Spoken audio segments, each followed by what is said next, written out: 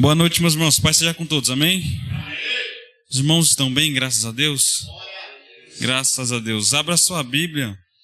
Queria meditar com os irmãos hoje em João, no primeiro versículo do capítulo 15.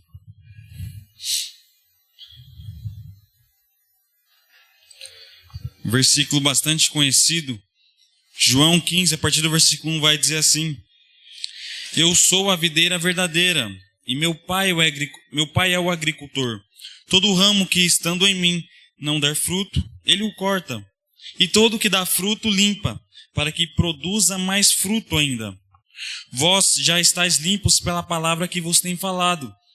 Permanecei em mim, e eu permanecerei em vós.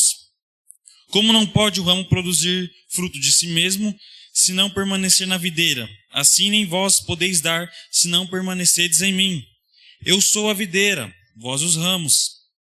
Quem permanece em mim e eu nele, esse dá muito fruto, porque sem mim nada podeis fazer.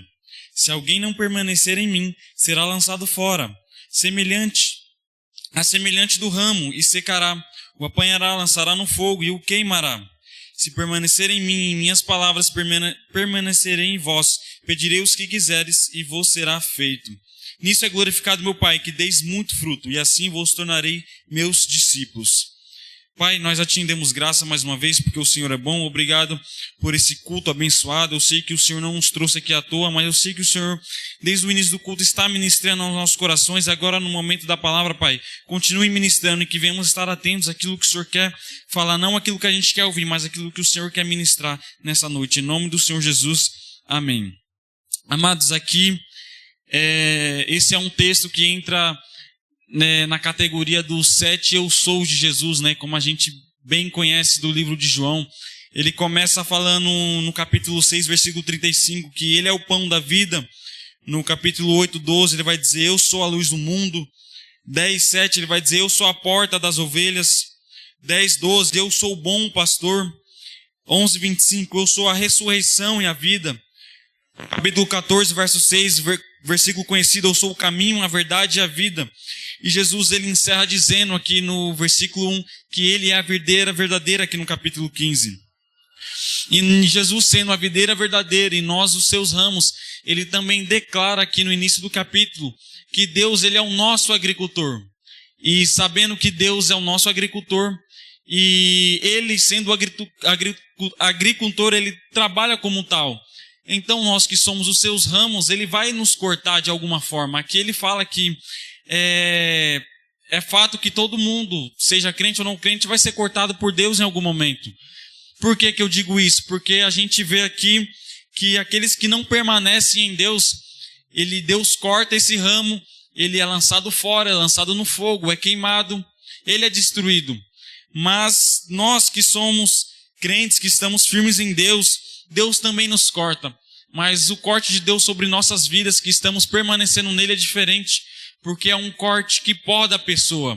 É um corte que muda a pessoa. Quando você poda, né, qualquer ramo das árvores, a gente sabe que esse ramo cresce. Então, o corte na vida daquela pessoa que não é crente, essa pessoa ela é lançada fora, né, de uma forma figurativa do que acontecerá no fim.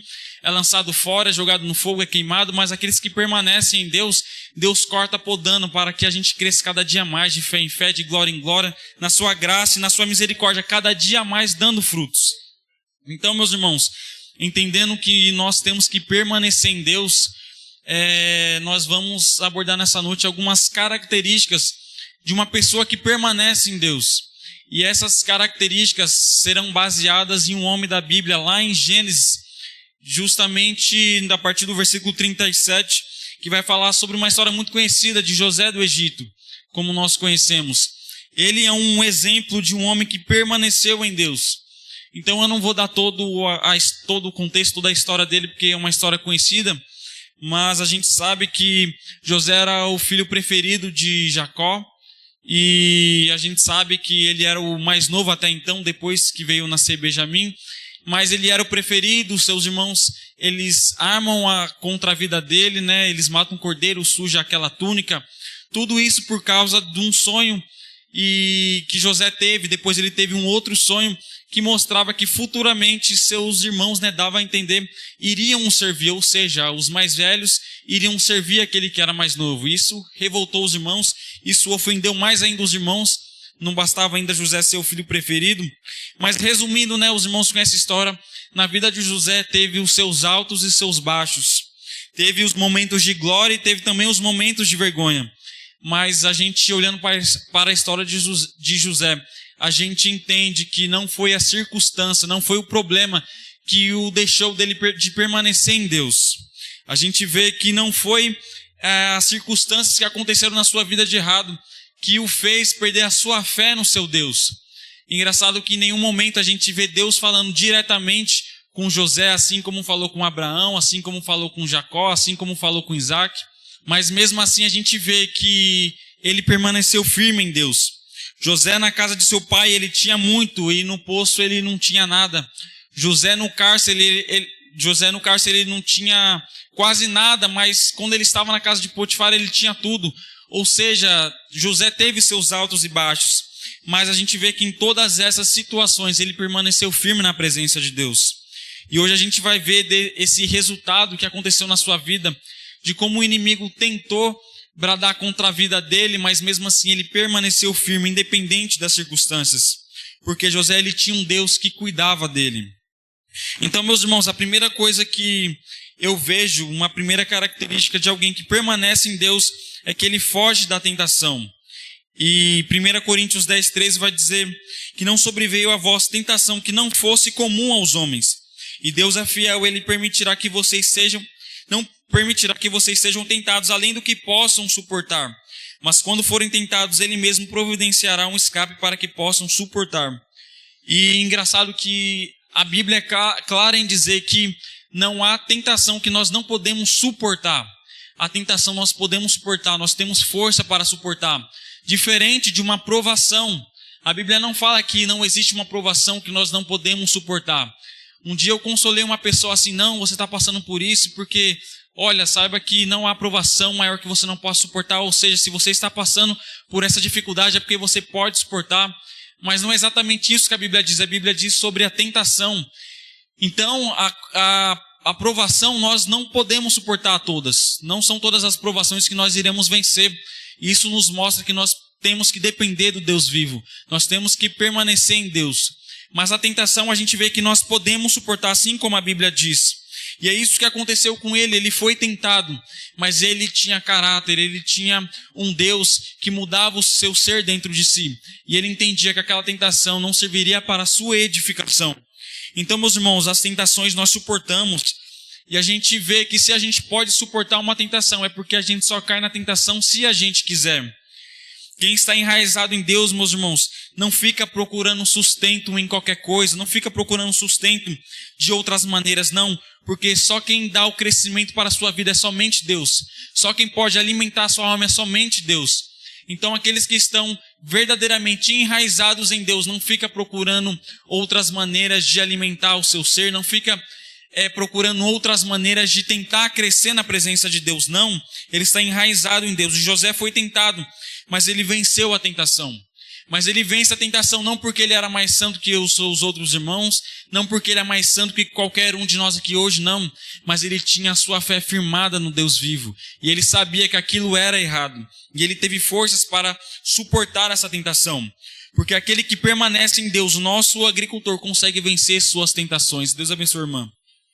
Outra característica de alguém que permanece em Deus é que ele não abandona a sua fé. José, como qualquer outro de nós, como eu já falei, ele teve seus altos e baixos. E ele, sendo fiel a Deus, ele sabe que não é o ambiente que o fará o perder a fé em Deus. Na casa de seu pai ele era fiel, mas quando ele estava no poço ele também era fiel.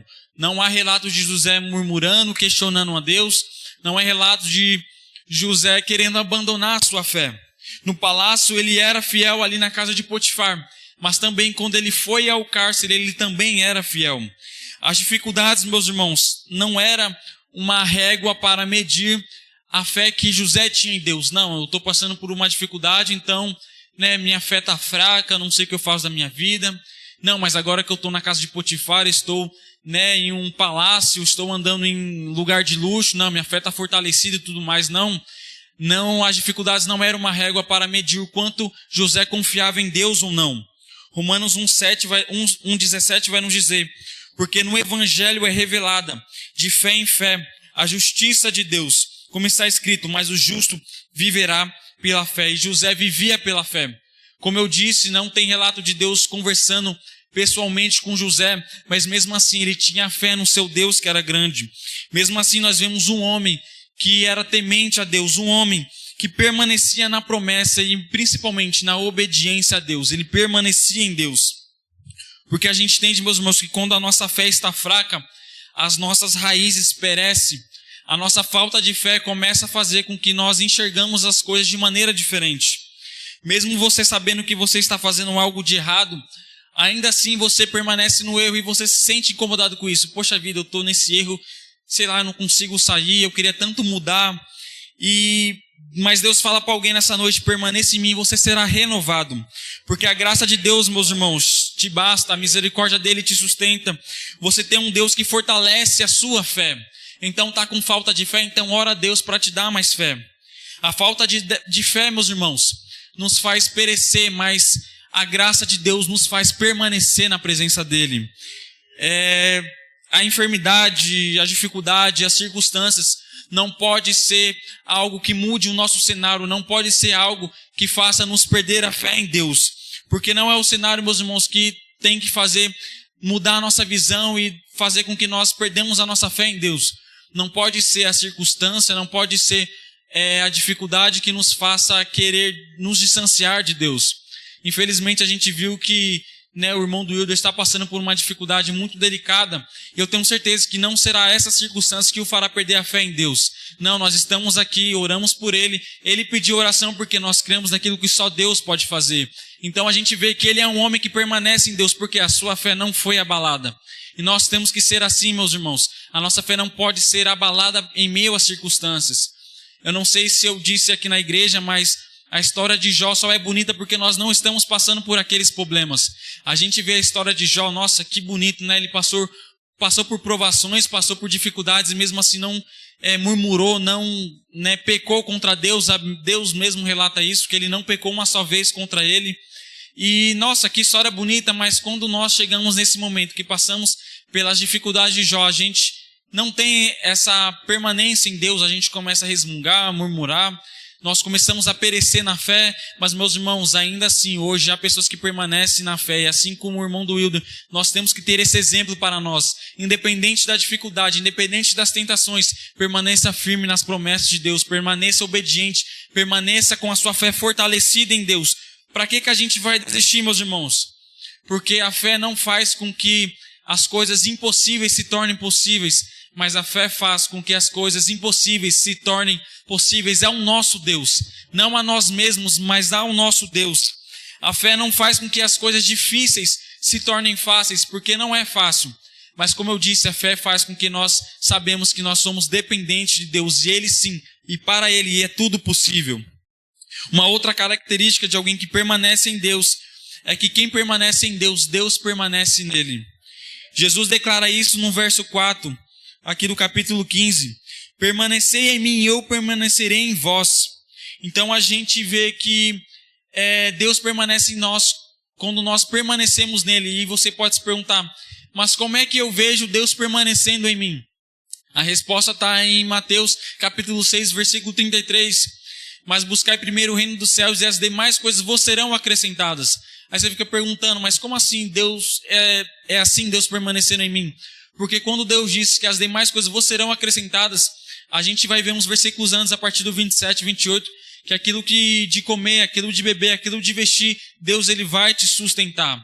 Deus ele vai permanecer em você quando você permanece nele. A gente vê Deus nos sustentando quando não nos falta o alimento, quando nós temos uma cama sobre repousar nossa cabeça à noite, quando nós temos o cobertor para nos esquentar em dias de frio, quando nós temos um serviço que por mais que seja cansativo, nós ainda assim, nós temos o sustento de Deus. Hoje, meus irmãos, lá no serviço, nós tivemos que subir mais de 20 mil tubos por andar de cima lá da empresa.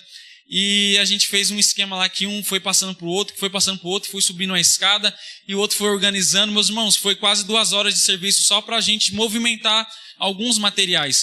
E foi cansativo, a gente suou, mas quando chega no final do dia a gente fala, meu Deus do céu, muito obrigado, porque muitos estão procurando emprego, não estão achando, estão se esforçando e nós estamos aqui suando, mas isso para a glória de Deus, porque quando chega no final do mês a gente fica feliz por receber. Tem conta para pagar? Sim. Tem boletos? Sim. Eu sei que os irmãos têm bastante, mas mesmo assim a gente glorifica a Deus, porque por mais que existem essas dificuldades, o Senhor tem sustentado aqui cada um, não tem faltado o alimento. Porque a Bíblia mesmo vai nos declarar que eu nunca vi um justo mendigar o pão, nem sua descendência passar fome. Quando você permanece em Deus, Deus te sustenta. Então, meus irmãos, a gente para pensar em tudo aquilo que a gente passou na nossa vida, em tudo aquilo que a gente ainda passa, mas mesmo assim a gente vê Deus nos sustentando cada dia. Quantas vezes Deus te sustentou e você não viu, passou despercebido, e você fala, meu Deus do céu, aquela época que eu passei por isso foi um grande livramento, meu Deus, eu vi a mão do Senhor ali sobre a minha vida e na época eu nem reparei, no momento eu me esqueci, eu achei que eram os homens que estavam me ajudando, mas quando a gente viu profundamente, a gente viu que era a mão de Deus sobre a nossa vida. Então, meus irmãos, quando você permanece em Deus, você não está sozinho. Quando você permanece em Deus, mesmo que você ore, parece que o céu está em silêncio, parece que o céu está de bronze, como diz certos louvores, havia uma pequena dose de fé dentro de nós que falava, não, eu creio que ainda assim Deus ouve minha oração, mesmo assim eu creio que Deus está me escutando. E meus irmãos, João 16:33 vai nos dizer que no mundo tereis aflições, mas tem de bom ânimo, porque eu venci o mundo. Que Jesus estava querendo dizer com isso?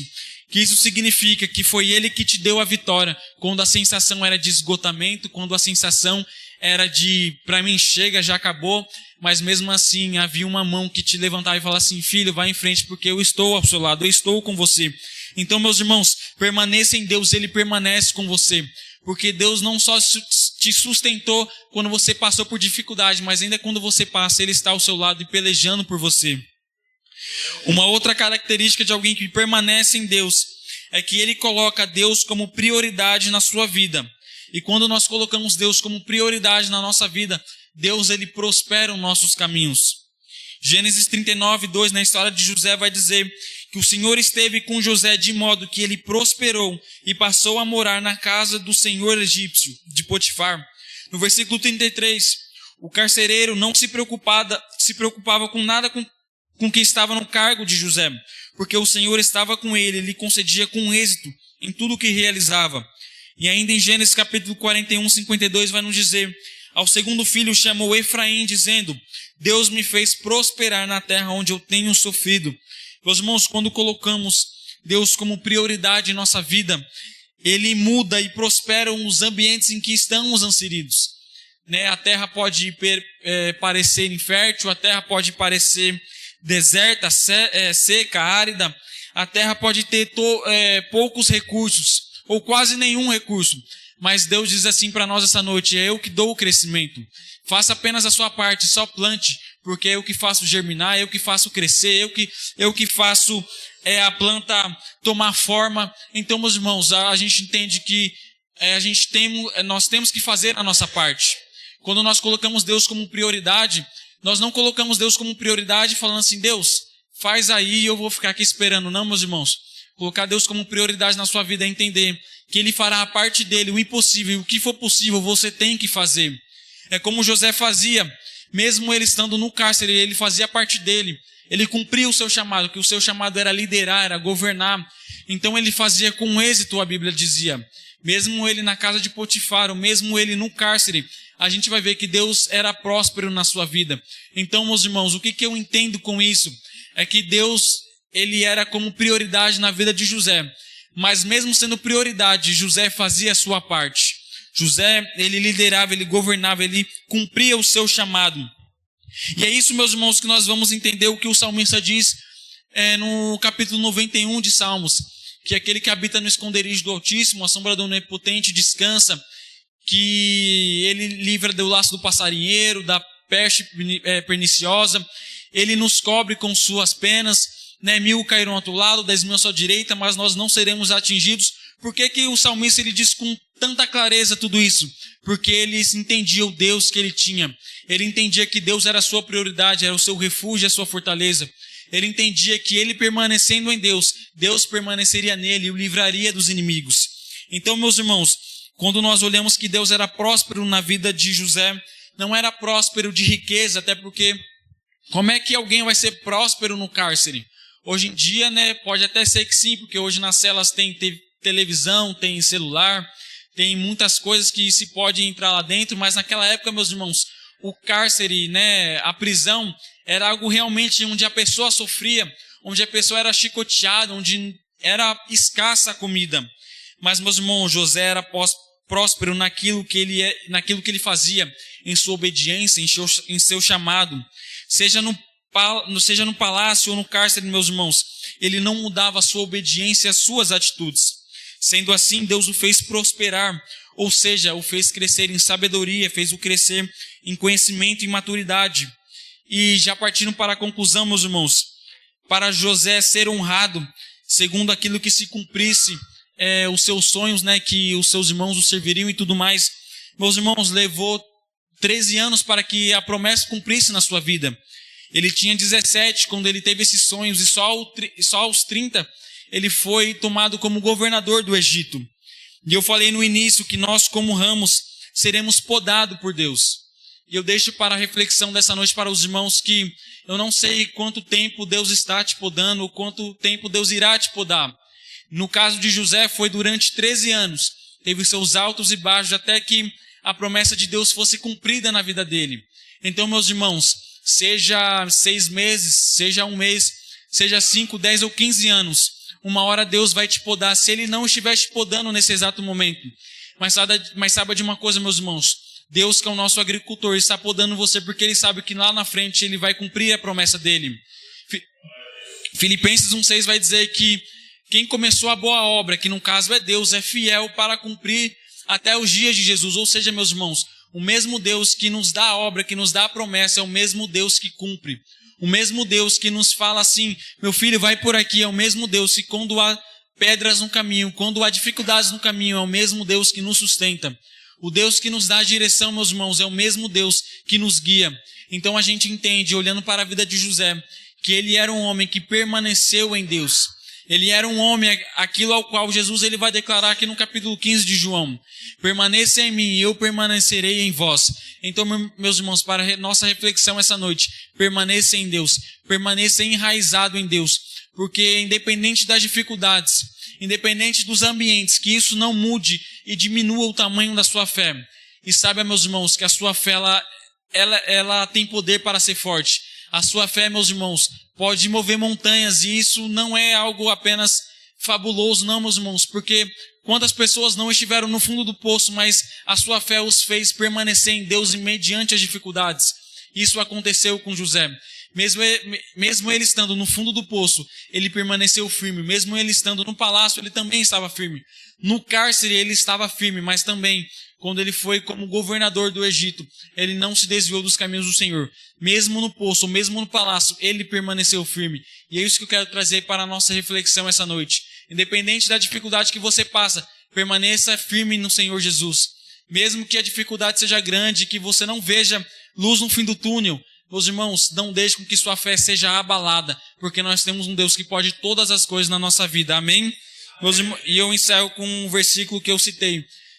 João 13:33, tem de bom ânimo, porque Jesus venceu o mundo. Se Ele venceu o mundo e você permanece nele, meus irmãos, você também vai vencer, porque nós nele somos mais que vencedores. Amém? Desde já eu agradeço a minha oportunidade e passo a palavra para o pastor. Amém?